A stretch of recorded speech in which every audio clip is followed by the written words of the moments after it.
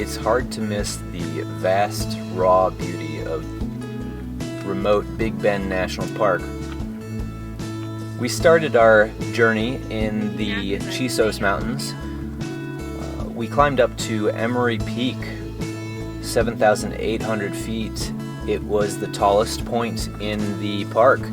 And the Chisos mountain range is actually the only mountain range contained entirely in a national park and the most southern range in the US. We did a little backpacking trip through the Chisos Mountains and got to experience its beauty up close. It was just incredible to see these mountains just rise straight out of the desert.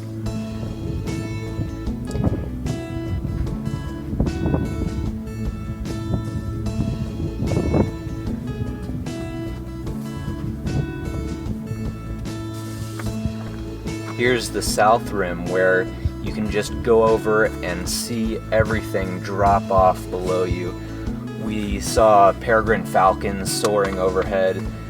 Their nesting grounds are along the cliffs that were close to our left. And then here's a little deer that came by and visited our backcountry campground early in the morning. We made new friends. And then the next part we visited was the Rio Grande. We actually crossed the river and visited the tiny old mining town of Boquillas. It was a beautiful community.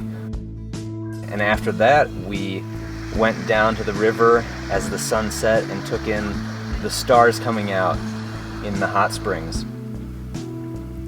The next day, we actually kayaked through the Rio Grande in Santa Elena Canyon.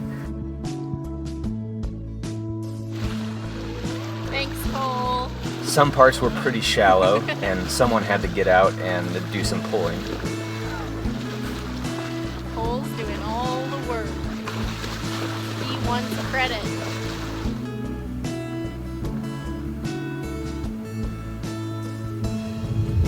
And then we also experienced the extreme lack of water in the desert. It was just incredible to drive through the scenery, then get up close and go into places like Tufts Canyon, where white volcanic ash just covered the landscape. You could take a close look at the amazing plants with giant stalks like this lechugia. There were areas where the water would just pour off when it rained hard and create incredible formations.